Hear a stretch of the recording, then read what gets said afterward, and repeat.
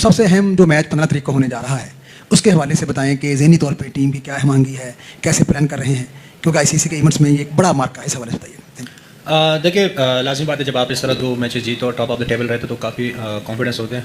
और इतनी बड़ी बात नहीं है कि हम उसके अगेंस्ट मतलब फर्स्ट टाइम नहीं खेल रहे, हम खेल के आ रहे हैं। और इस दफ़ा हम थोड़ा सा डिफरेंट माइंड के साथ मतलब खेलेंगे इस मैच को, क्योंकि जिस तरह आपने एशिया कप में देखा होगा तो इंशाल्लाह हमारा जो मिडिल ऑर्डर थोड़ा सा स्ट्रगल कर रहा था, आपको वो भी थोड़ा सा देखने को मिल रहा है कि शादाब माशाल्लाह रन्स कर रहे हैं, नवाज़ रन्स कर रहे हैं, तो इंशाल्लाह उसके अगेंस्ट भी मज़ा आएगा आप लोग। लेकिन मैं पाकिस्तान की बॉलिंग की ये बात कर रहा था, आज फिर फ़हीम अशरफ ने बॉलिंग नहीं की, पिछले मैच में फिर फ़हीम अशरफ ने बॉलिंग नहीं की। एक फास्ट बॉलर आप शाहीन अफरीदी के साथ गए हैं, थे तो आपके पास 2 फ़हीम अशरफ, लेकिन आपने फ़हीम अशरफ से बॉलिंग ही नहीं करवाई। मुझे ये बताएं कि आपके पास 5-5 स्पिनर्स हैं, क्या इंडिया के अगेंस्ट यही बॉलिंग अटैक खेलेगी? अगर यही बॉलिंग अटैक खेली तो फिर मुझे तो नहीं पता कि क्या हम इंडिया के अगेंस्ट अच्छी बॉलिंग कर पाएंगे। भाई वो स्पिनर्स पे तो बहुत अच्छा खेलते हैं, मैं मानता हूं, अबरार हो गया, उस्मान तारिक हो गया, स्पेशली उस्मान तारिक को किसी ने नहीं खेला, लेकिन भाई जब इतनी टॉप क्लास की बैटिंग लाइनअप सामने हो ना तो उस्मान तारिक को भी टैकल करना वो जानते हैं, ऐसा नहीं है। मैं मानता हूं उस्मान तारिक इंडिया के अगेंस्ट अगर खेला, मुझे कोई पता नहीं खेलेगा या नहीं खेलेगा, लेकिन खेलना चाहिए, 3 आउट किए, खेलना चाहिए, तो वो उनको मुश्किल भी डाल सकता है। लेकिन आप ये मत समझे कि उस्मान तारिक मतलब इंडिया के अगेंस्ट मार ही नहीं खा सकता या वो तबाही बर्बादी फेर के चला जाएगा। अच्छी बॉलिंग कर सकता है क्योंकि मुश्किल एक्शन डिफिकल्ट स्टे करता है, रुकता है थोड़ी देर के लिए, वो इजी नहीं होता। लेकिन सामने जो बैट्समैन है वो बहुत ही एक्सपीरियंस, बहुत ही तगड़े किस्म के बैट्समैन है, तो उनके आगे उस्मान को भी प्रॉब्लम होगी। तो 5-5 स्पिनर इस बैटिंग लाइनअप के अगेंस्ट, जिसमें लेफ्ट हैंडेड अभिषेक शर्मा भी है, फिर तिलक वर्मा भी मिडिल ऑर्डर में, संजू सैमसन पत्नी खेलता, मुश्किल लगता है, ईशान किशन की बहुत बड़ी फॉर्म है, तो फॉर्म तो सबके पास है, ठीक है, परफॉर्मेंस तो सबकी हैं, तो हमें कहीं बॉलिंग में अपनी जो बॉलिंग लाइनअप है वो चेंज करनी पड़ेगी। फास्ट बॉलर किसको खिलाओगे? क्या नसीम शाह को डायरेक्ट खिलाओगे शाहीन अफरीदी के साथ? शाहीन अफरीदी की फॉर्म ही नहीं है, फ़हीम अशरफ साहब बॉलिंग नहीं करवा रहे, तो क्या कॉम्बिनेशन आप खिलाएंगे? ये जो बॉलिंग का कॉम्बिनेशन है ये मुझे समझ नहीं आ रही। उस्मान तारिक की मैं बात करता हूं, इंडिया के अगेंस्ट खेलेगा नहीं खेलेगा मैं नहीं समझता, आप किसी नए लड़के को दे। हाँ, अगर आप उस्मान तारिक की जगह फखर जमान को खिलाना चाहते हैं तो शायद वो आपके पास एक ऑप्शन है, क्योंकि फखर जमान हमेशा अच्छी मैच में बड़ी टीम के अगेंस्ट रन्स करता है, एक लेफ्ट हैंडेड का ऑप्शन भी हमारे पास होगा, तो फखर जमान का चांस जो है वो उस्मान तारिक के अगेंस्ट बन सकता है। बाकी बैटिंग लाइनअप में मुझे नहीं लगता कोई इतनी ज्यादा जो है वो चेंजिंग होगी। ये एक थोड़ा सा मुझे डर लग रहा है कि जो पाकिस्तान अपनी बॉलिंग लाइनअप इसी बॉलिंग लाइनअप के साथ जाएगा इंडिया के अगेंस्ट, तो वो एक थोड़ा सा जो है वो एरिया हो सकता है। तो वो कमेटी जो है वो जब डलेगी और उसमें से जो लोग निकलेंगे, वो आपको लगता है कि चक्रवर्ती और कुलदीप यादव इनको जो है वो टैकल कर पाएंगे? भाई मुझे तो कुलदीप का अभी तक कोई तोड़ नहीं समझ में आया है। जब से हम उसके अगेंस्ट खेल रहे हैं लगता है कि जैसे वो आएगा और वो 3-4 विकेट लेगा, ये तो गिवन है, तो उससे पहले कर लो जो करना है। इस तरह की प्लानिंग से हम चल रहे होते हैं कुलदीप के अगेंस्ट। मुझे तो अभी तक आपका कोई गेम प्लान नजर नहीं आया है कि इंडिया की स्पिन के खिलाफ आपका तोड़ क्या है, आप कैसे मैनेज करोगे, कैसे टैकल करोगे। मैंने कल आपसे कहा था कि मैं चाहता हूं कि बाबर आजम खेलें, टीम में हो, जबकि मैं बहुत क्रिटिसिज्म करता हूं। मुझे ये अच्छा नहीं लग रहा था कि एक मैच में ही ये फैसला कर लिया जाए कि उनको बिठा दिया जाए। आज उनसे रन हुए हैं, ही जस्ट नीड्स टू रियलाइज कि he is a very important part of the team. Fearless cricket खेलें, ये ना सोचे कि 50 करने हैं, ये ना सोचे कि मैं एंड तक जाऊं, सोचे कि मेरा इंपैक्ट क्या पड़ सकता है इस बैटिंग को। वो जो टॉप ऑर्डर आपका इस वक्त जो मॉडर्न डे खेल रहा है और जो आपके ऑलराउंडर्स की एक फौज है, उनके बीच में एक ब्रिज है ना, वो बाबर आजम है, तो वो रोल उनको अदा करना है। हम मैच जीते बहुत अच्छे, लेकिन कुछ ऐसी चीज बना नहीं है, बनाने में हमें वो हॉन्ट करेगा, क्योंकि आप इंडिया में नहीं खेल रहे हैं, ये याद रखना। इंडियन पिचेस और ग्राउंड जो है वहां पे थ्रू द लाइन शॉट्स लगती हैं आपकी, और थोड़ा सा रिलेटिवली आसान है, बट श्रीलंका में आपको इनिंग्स अपनी बनानी पड़ती है, और वो बनाएंगे आप स्ट्राइक रोटेशन के साथ। हमारा वो इशू है मिडिल ऑर्डर वाला, हमें वो बहुत जरूरी है, उसको जो है उसको फिट करना। अगर वो हम फिक्स नहीं करेंगे तो हम शुएब, अब देखें, अब टीम तो अनाउंस होगी भी ना, इसी में से जो बेस्ट है ना उन्हीं को खिलाना ना, उन्हीं को कॉन्फिडेंस देना ना। हमने बहुत ज्यादा स्पिन कर दिया, अब हम प्रेम बदाथा में जाएंगे, शायद वहाँ पे पिच वाली ना हो। शायद राशिद भाई से मेरा यही क्वेश्चन है, अब इंडिया के खिलाफ क्या आपके डेथ बॉलिंग स्पिनर्स करेंगे? यही तो मतलब आ गया ना। अब आखिरी 4 ओवर वो खेल रहा है, सूर्य फॉर एग्जांपल, सूर्य कुमार यादव खेल रहा है, पांड्या खेल रहा है, वो वर्मा खेल रहा है, तो वहां डेथ बॉलिंग फिर कौन करेगा? कोई भी कराएगा, डेथ होगी।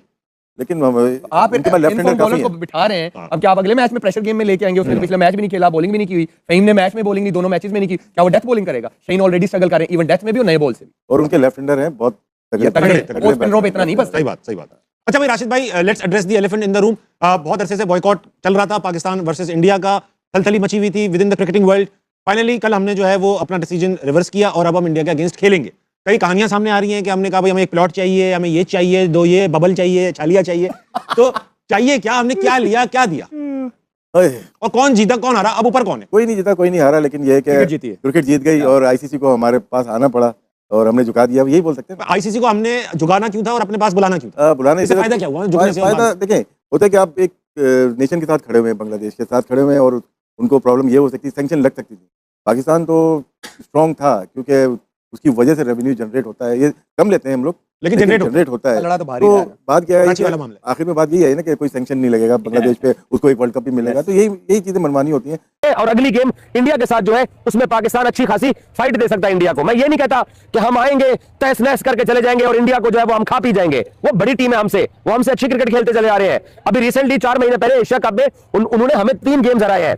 बट आप जो है वो बेहतर हो रहे हो, वो ऑलरेडी बेहतर है, वो ऑलरेडी अच्छे हैं, आप अच्छे बनने की कोशिश कर रहे हो। बट आपको इसी तरीके से डिसिप्लिन के साथ परफॉर्मेंस दिखानी चाहिए। बट कप्तान हमारा आज भी नहीं चला। अब ये ठीक है, T20 क्रिकेट में सारे नहीं चलते हैं। उस्मान खान को आप लीडर नंबर पे ले गए हो। नवाज का भी मुझे वैसे पता नहीं क्यों ऐसा लग रहा है कि नवाज के ऊपर टीम मैनेजमेंट नजरसानी कर सकती है, उसकी बैटिंग और उसकी बॉलिंग। लेकिन यहाँ T20 क्रिकेट के अंदर आप टीम में रह के बोझ नहीं बन सकते हैं। राणा ने आपको पहला मैच जितवा दिया, इस मैच के अंदर राणा था ही नहीं। 1-2 गेंदें उसने बैटिंग में की है, बॉलिंग हमने उसको दी नहीं है। तो राणा को पता नहीं उस मुश्किल वक्त रखा हुआ है जहां पर उसने जाके रेस्क्यू करना है, 1-1, 2-2 का किरदार अदा करना है। हो सकता है राणा का ये किरदार हो कि भाई ये सारा तो हम करते रहे, लेकिन हालिया दिनों में अगर वैसे रैकेट देखें पाकिस्तान और इंडिया के मैचेस का, तो जाहिर है कि वो एक अलग ओडीआईज में अलग एक हवाला मिलता है। लेकिन रीसेंट हिस्ट्री में पाकिस्तान और इंडिया का रिकॉर्ड बहुत वन साइडेड रहा है टुवर्ड्स इंडिया। और अब ये मुकाबले की फजा और ये जो एक बड़ा एक उसके अंदर एक चीज़ होती थी वो खत्म होती जा रही है। यानी कि लास्ट वर्ल्ड कप में जो मैच था पाकिस्तान का, इफ यू रिमेंबर, वो जो हुआ था उसके अंदर हम जीत सकते थे लेकिन नहीं जीते। अभी एशिया कप में हम तीनों मैच हारे। तो ये टीम को भी थोड़ा कर लेना चाहिए कि भाई इतना सारा कुछ करके अब मैच होने जा रहा है, खुद आधे बंदे कुछ कर रहे होते। अब आपने पूछा कि पाकिस्तान की देखें क्रिकेट में हमने ऑपरेशनली एडमिनिस्ट्रेटिवली तो बहुत कमाल किया 2025 से अब तक। इवन आईसीसी चैंपियंस ट्रॉफी में जो हमने हाइब्रिड मॉडल में बनाया था कि we are not going to go to India was also unprecedented, वो तो वेल डन हो गया। लेकिन क्रिकेट में वी आर लैगिंग बिहाइंड। मैं तो समझता हूं कि अब 10 साल पीछे हैं, बिकॉज आपने ना साइंटिफिक इंटीग्रेशन किया, ना मल्टीडिसिप्लिनरी अप्रोच है, ना सुपर फिटनेस का कॉन्सेप्ट है। आपके जो प्लेयर्स का स्किल सेट बहुत नीचे चला गया है। इंडिया एक क्रिकेटिंग स्किल्स में प्रॉपर्टी है। अब T20 में ये जरूर होता है कि पाकिस्तान की टीम सो अनप्रेडिक्टेबल, पर वो बैलेंस भी नहीं है। लेकिन ये जरूर हो सकता है कि आप अर्ली एग्जिट की टीम भी है, लेकिन आप सरप्राइज भी कर सकते हैं, क्योंकि T20s में मार्जिनलाइज हो जाता है जो स्ट्रेंथ होती है। अच्छा डॉक्टर साहब, एक चीज मैं थोड़ा सा ऐड करना चाहूंगा सर। एक तो चीजें सुपर फिटनेस से लेके बाकी जिस तरीके से वो अपने प्लेयर्स को डेवलप कर रहे हैं, इवन ये कि आईपीएल में या उससे हटके या कम उम्र में, वो अपनी जगह। लेकिन जो टेम्परामेंट है, जो माइंडसेट है, जो मेंटल टफनेस है, वो अपनी जगह। मिसाल के तौर पर वो जो इंडिया के साथ हमारा T20 में मैच हुआ था वर्ल्ड कप में, उसके अंदर वो ना रन इतने थे, ना कोई इतनी मुश्किल थी, और वो मैच भी हमारे ये जो हालिया 3 मैचेस हुए थे उसके अंदर आप देख लें कि जो यकीनी मैच आप जीत सकते थे वो भी आप नहीं जीते। तो स्किल से हटके ये भी तो एक मसला है ना।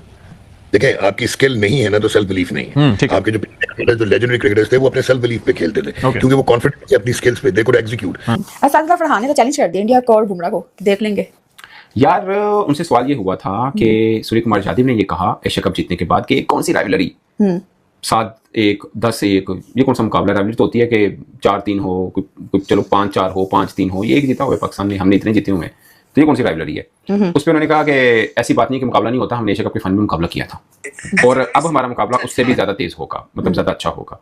सो ये है चीजें बस। हाँ, ये उन्होंने बोला कि मुकाबला नजर आ रहा है आपको? यार अगर पाकिस्तान पहले बैटिंग कर गया ना तो हमारी बॉलिंग थोड़ी बेहतर है, डिफेंड करने में मैच को मजेदार कर सकती है।